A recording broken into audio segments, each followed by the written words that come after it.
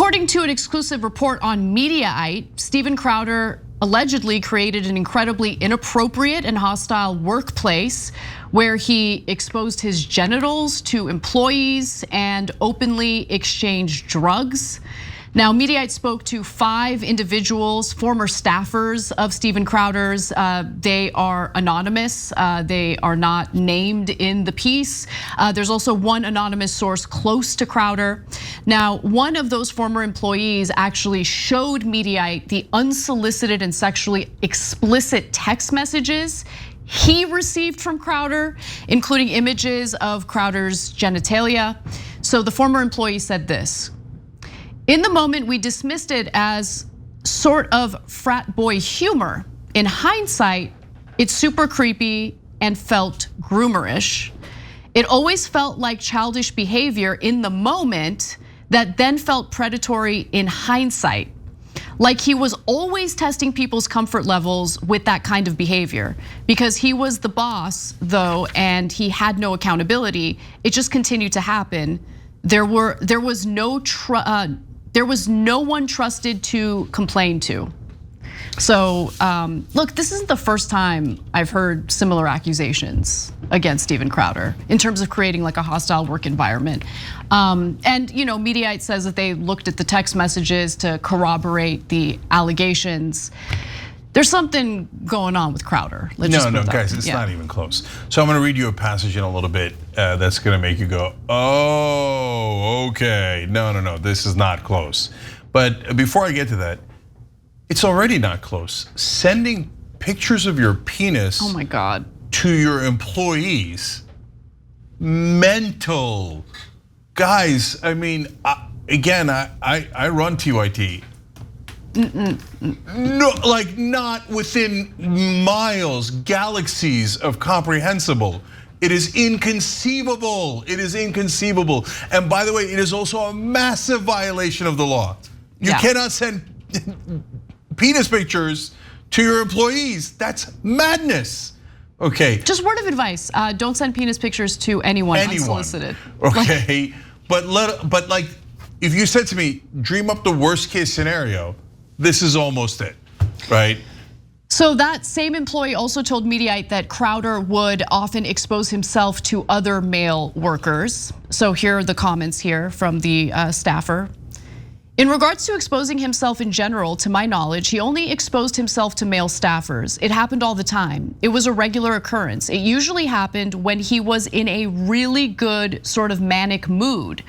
So while we all were disgusted by it and it was never welcomed, it was preferable to him being in a bad mood and how he treated people in that state." And remember, we saw the video of how he treated his wife.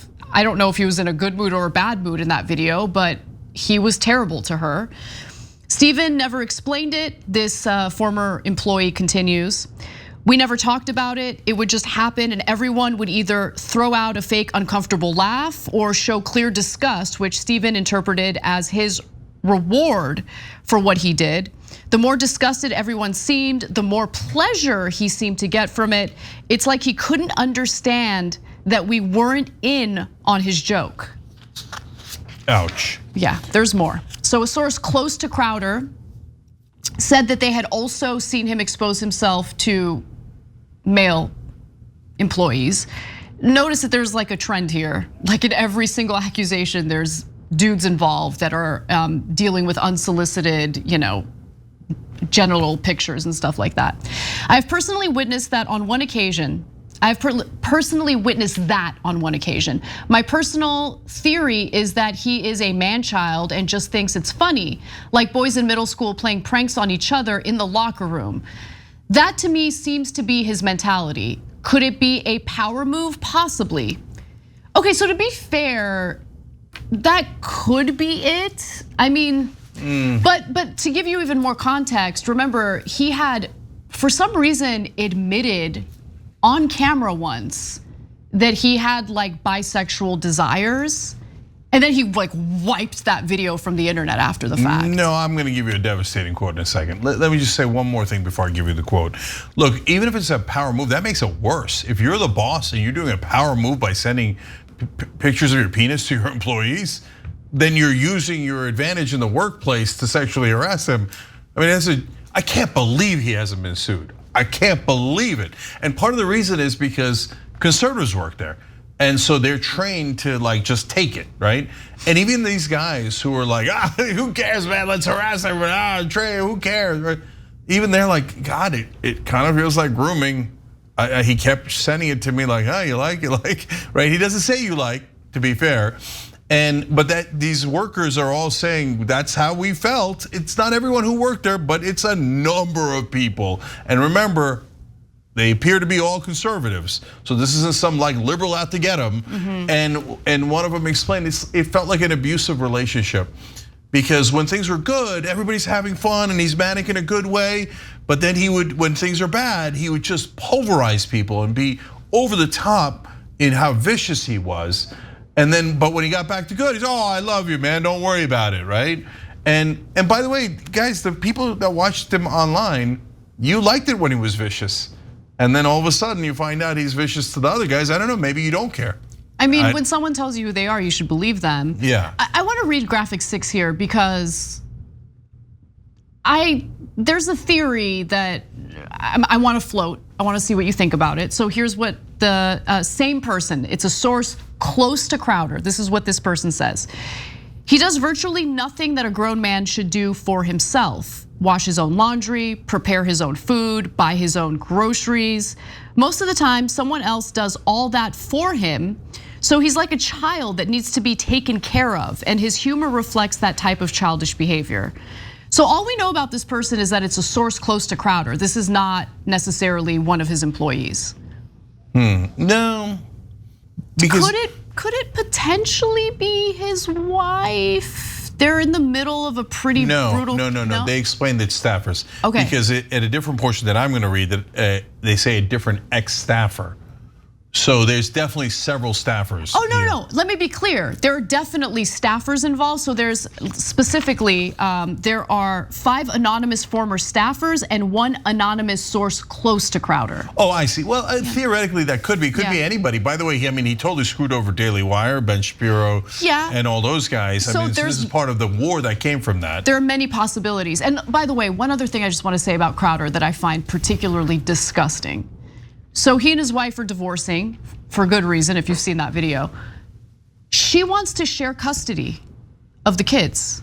Yeah, that makes sense. He wants full custody. No way. He's such a Okay. Anyway, look, guys, so the laundry thing, it was also from ex-staffers in a different story that we covered. They're like, he has us doing his laundry. This is crazy, right? And these are unimaginable things at a real workplace. Okay, but this is the quote I've been promising you guys from the Mediaite story. A different ex-staffer said Crowder would often make uncomfortable comments during a men's-only Bible study he held in 2021. So far, I'm like, no, come on, guys. The men's-only Bible, so what? That's not a thing. And uncomfortable comments, depends on what you mean. Hold. The staffer said Crowder frequently remarked that, quote, men used to be more physically intimate with each other, and then, quote, would reference a passage from the Bible where Abraham's servant put his hand on Abraham's inner thing to be closer to Abraham's descendants, and then he concludes, balls. Go to therapy, bro. So he's doing a Bible study with people that he works with, people he has sent pictures of his penis to, and then he talks about how Abraham wanted to fondle the balls of other men. That's the purpose of his Bible study. Look. And here's a guy who constantly dresses in drag. I'm making fun of Anna. That's why I got in drag again. Right. Okay, but all right. Also, who cares about me, right? He did love to cross-dress, that's true. No, but it's the self-hatred that stands out to me, because think about what he put out into the world, or I don't know if he's still doing a show, but like. He is on Rumble and nobody's watching, but he got paid. But either way, the point I'm trying to make here is the anti-gay, anti-LGBT garbage that he has put out into the world. Based on these allegations, it seems pretty clear that he is attracted to men. And that content was out of self-hate. Go to therapy instead of putting poison out into the world. 100%. And guys, that's a giant percentage of the right-wing commentators. Like wall-to-wall self-hatred. And so here's this guy who's like, oh, my interpretation of the Bible is that Abraham liked to fondle male genitalia.